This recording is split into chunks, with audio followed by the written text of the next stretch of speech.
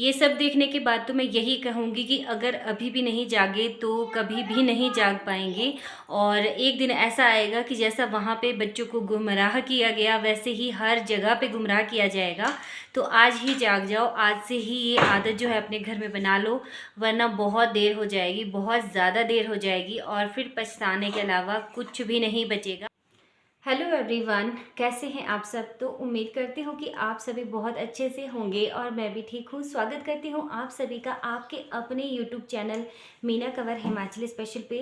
तो आज मैं आपके साथ ना एक बहुत ही ज़्यादा इमोशनल वीडियो शेयर करने वाली हूँ। जी हाँ, इमोशनल इसलिए क्योंकि ये इमोशन जो है हमारे सभी के साथ जुड़ा हुआ है, हिंदुस्तानी जो है हम उनके साथ। तो मैंने आजकल ना बहुत ज़्यादा वो चल रहा था, मैं न्यूज़ में बार बार देख रही थी, the Kerala story, the Kerala story movie जो है वो अभी अभी रिलीज़ हुई है। मतलब अभी तो हो चुके हैं उसको 10-12 दिन आए हुए। लेकिन मैंने सोचा कि ऐसा क्या है इस मूवी में, मुझे भी उसके बारे में ऑनेस्टली पता नहीं था। और उसके बारे में ना कुछ एक छोटी छोटी बातें हैं ना जो वो मैं आप लोगों के साथ शेयर करना चाहती हूँ कि तो जो कुछ भी बुरा बर्ताव, बुरा सुलूक उसमें मुसलमानों के द्वारा या मुस्लिम संप्रदाय के द्वारा हम हिंदुओं के साथ या क्रिश्चियन या सिख जो हैं उनके साथ किया गया, वो बहुत ही बुरा था, बहुत ही निंदनीय था। अगर इस तरह से लोगों के साथ हुआ होगा ना, तो जिनके साथ वो हुआ होगा आप सोचिए उनके ऊपर क्या बीती होगी। तो इसी के बारे में मैं आपके साथ कुछ थॉट्स जो है वो शेयर करना चाहती हूँ कि इस मूवी में क्या क्या बताया गया, हिंदू धर्म की किस तरह से धज्जियाँ उड़ाई गई हैं।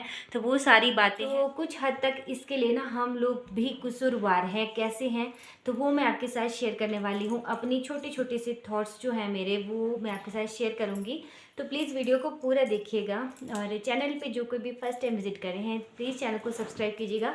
वैसे तो मैं अपने चैनल पे डेली ब्लॉग डालती हूँ, विलेज ब्लॉग डालती हूँ, लेकिन ये एक ऐसा टॉपिक है ना जिसके ऊपर बात करना सच में बहुत ज़रूरी है। जी हाँ, आजकल के टाइम में स्पेशली जहाँ पे इतना ज़्यादा मतलब 4G 5G का टाइम जो है आया हुआ है और बच्चे जो हैं, बड़े बच्चे सभी लोग जो हैं फ़ोन पे इतना ज़्यादा बिज़ी रहते हैं, इतना ज़्यादा बिज़ी रहते हैं कि उनको पता ही नहीं कि हमारी जो संस्कृति है वो क्या है। तो बेसिकली उस मूवी में दिखाया गया है कि केरल में ना वहाँ पे जो मुस्लिम संप्रदाय के लोग हैं, मज़हब के लोग या धर्म के लोग, मतलब धर्म तो एक ही है, सत्य सनातन जो हमारा सनातन धर्म है, हिंदू धर्म है। लेकिन चलिए सबकी अपनी अपनी सोच, क्योंकि हमारा भारत जो है वो एक धर्मनिरपेक्ष देश है, तो यहाँ पे सब धर्मों को अपने अपने हिसाब से पूजा पाठ वगैरह करने का पूरा अधिकार है। लेकिन किसी को भी हम लालच देकर या फिर उसको डरा कर या फिर उसको बहला फुसला कर, मतलब गुमराह कर कर हम किसी भी दूसरे धर्म को मानने के लिए मजबूर नहीं कर सकते हैं। ये कानूनन अपराध है। कोई अपनी इच्छा से, अपनी मर्जी से किसी को भी मान सकता है, किसी धर्म की पूजा कर सकता है। तो उसमें दिखाया गया है कि देखिए ये सारी चीज़ें जो है ना वो अर्ली स्टेजेस में शुरू होती हैं। जैसे जब हमारा 18 मतलब 16 और 25 के बीच का जो टाइम होता है ना, ये टाइम इतना सेंसिटिव टाइम होता है कि इस टाइम बच्चों को नहीं पता होता, जिनके घर में पीछे से बैकग्राउंड जो है ना वो ऐसा नहीं है, जिन्होंने नहीं देखा है, जिनके पेरेंट्स जो हैं या फिर घर में इस बारे में बात ही नहीं होती, चर्चा ही नहीं होती है, तो उन्हें पता ही नहीं है अपने धर्म के बारे में। तो सबसे ज़्यादा ये है कि जो मुस्लिम समाज है इनमें तो पूरा अपना जो नमाज है वो बच्चों को भी सबको याद रहती है, सब जो हैं वो उसका पाठ करते हैं, पढ़ते हैं।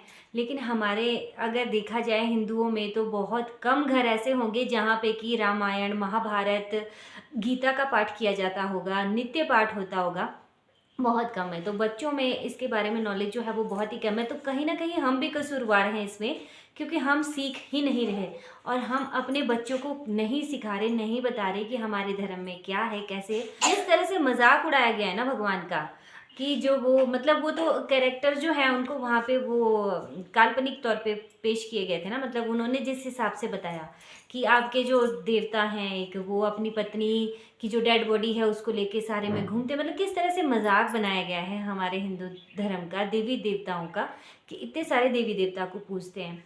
तो जैसे ही इंसान होता है ना, सबका इंसान का अपनी अपनी क्वालिटीज़ होती हैं, उसके अंदर अपना अपना, तो वैसे ही सारे देवी देवता जो है वो अलग अलग चीज़ के लिए अलग अलग देवता जो है वो निर्धारित किए गए हैं।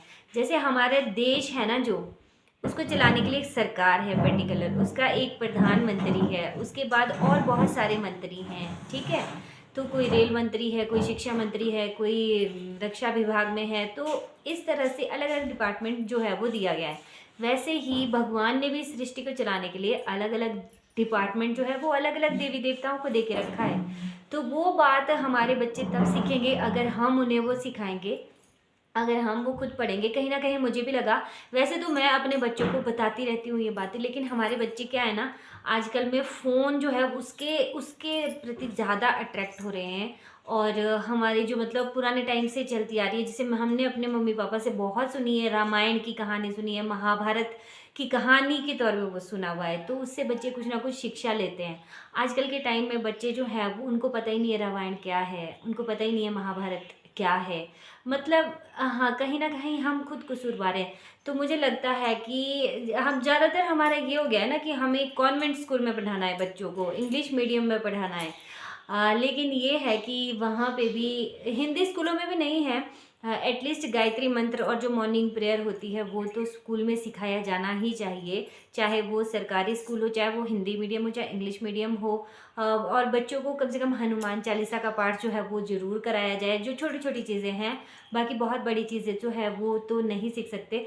और स्पेशली क्या है ना, अभी मेरा बेटा जो है वो 8th में है, तो 7th में भी इनको रामायण महाभारत थी, लेकिन उसके लिए पता बिल्कुल थोड़ा थोड़ा सा टाइम होता है कि हफ्ते में सिर्फ एक दिन रामायण पढ़ेंगे या महाभारत पढ़ेंगे। तो मेरा ये है कि उसको विस्तार से पढ़ाया जाए बच्चों को, क्योंकि वो हमारा मतलब वही ना संस्कृति जो है, वही तो हमारी संस्कृति है। और हमारे बच्चों को अगर उसके बारे में पता ही नहीं होगा तो बच्चे फिर कैसे सीखेंगे, क्या करेंगे।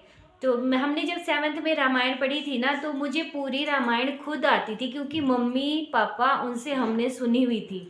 और सबसे बड़ी बात ये कि रामायण सीरियल भी आता था, तो हमारे घर में बस वही ज़्यादातर देखा जाता था, रामायण था और श्री कृष्णा आता था, महाभारत ये आती थी, तो ये देखते थे। तो किताबों में पढ़ के जितना ज्ञान नहीं मिलता उतना देख के भी मिलता। आजकल तो टेक्नोलॉजी का ज़माना है, तो हम अपने बच्चों को फ़ोन में भी, और सबसे बड़ी बात है रामायण महाभारत ना पढ़ा सके लेकिन श्रीमद् भागवत जो है वो ज़रूर सुनाएं बच्चों को, फ़ोन में सुनाएं, चाहे आप कहीं कथा में लेकर जाएं, पंडाल में लेकर जाएं। बहुत ज़रूरी है, बहुत ज़्यादा ज़रूरी है।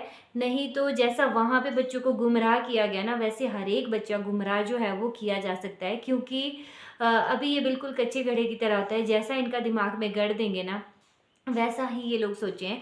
तो उन्होंने कहा कि तुम्हारा खुदा, तुम्हारा जो प्रभु है, तुम्हारा जो ईश्वर है, तुम्हारा जो भगवान है, वो तुम्हें कैसे बचाएगा, जब उनकी अपनी पत्नी को किसी ने हर के ले गया था। जो रावण है वो हर के ले गया था सीता माता को।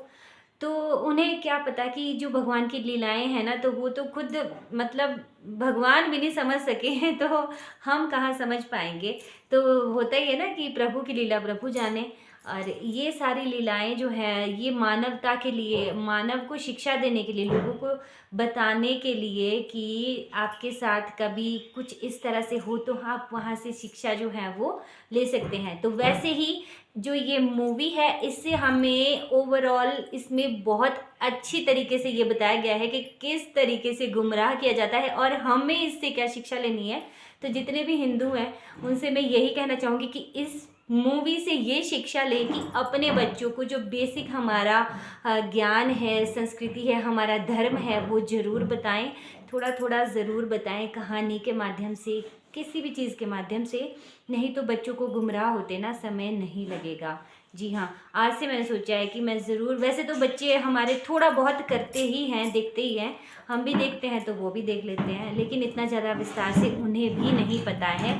तो हमारे बेसिक जो संस्कार है वो हमें ज़रूर देने चाहिए अपने बच्चों को, तभी हमारे बच्चे जो हैं क्योंकि उसमें ना लास्ट में स्टोरी में ओवरऑल दी जो फ्रेंड्स थी, उसमें से एक फ्रेंड ने जो कन्वर्ट हो गई थी, इस्लाम उसने ले लिया था, धर्म कबूल कर लिया था। उसके बाद उसको जब रियलाइज़ हुआ कि नहीं ये सब तो जाल बिछाया हुआ है, एक उसने अपने पापा से कहा कि पापा आपने हमें बताया कि आप ये पढ़ना, आप ये करना, आप इंजीनियर बनना, डॉक्टर बनना, आपने कभी भी हमें हमारे धर्म ग्रंथों के बारे में नहीं बताया, आपने कभी भी हमें हमारे भगवान के बारे में नहीं बताया कि उनकी कैसी लीलाएँ क्या है। मतलब जब हमें पता ही नहीं है उसके बारे में तो हम तो वही सोचेंगे ना जो हमें कोई और बताएगा कि हाँ इनको पता है। और वो बात सच में बहुत ज़्यादा सच्ची बात है ये। ये बच्चों को बताना ना हमारा फ़र्ज़ बनता है कि हम अपने बच्चों को बताएं। तो ओवरऑल मूवी जो है काफ़ी मतलब जिसको बोलते हैं ना दिल को छू लेने वाली वो मूवी बनाई गई है सच में।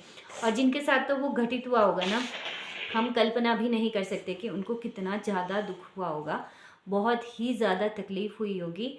लेकिन इससे हमें यही सीखना है कि आज के बाद अपने घर में ज़रूर आदत डालें बच्चों को। बेसिक जो हमारे धर्म ग्रंथ है, छोटी छोटी चीज़ें, बहुत ज़्यादा नहीं बता सकती, छोटी छोटी। और आजकल तो टेक्नोलॉजी का ज़माना है, तो कभी भी आप फ़ोन में लगा सकते हैं कुछ भी। ज़रूरी नहीं है कि आपको यहाँ पे जाना ही है कहीं पे, आपके पास हाथ में फ़ोन है तो उसमें बजाय फालतू की चीज़ें देखने के बच्चों को ये चीज़ें दिखाएं। तो बस मुझे यही सारी बातें जो है आज आपके साथ करनी थी, बहुत ज़रूरी करनी थी। बाकी मेरा जो डेली व्लॉग है वो भी आएगा, प्लीज़ आप उसको ज़रूर देखिएगा। और कौन कौन मेरी इस बात से सहमत है बताइएगा ज़रूर। चलिए, आज की वीडियो अगर आप लोगों को अच्छी लगी हो, मेरी बातों से अगर आप एग्री करते हो ना, तो प्लीज़ प्लीज़ प्लीज़ वीडियो को लाइक कीजिएगा, चैनल को सब्सक्राइब कीजिएगा और डेली विलेज लाइफ व्लॉग्स देखने के लिए चैनल के साथ ऐसे ही जुड़े रहिए। मिलूंगी आपसे एक और नई वीडियो के साथ, तब तक के लिए जय सिया राम। बोलती हूँ ना मैं हमेशा जय सिया राम, तो जय सिया राम।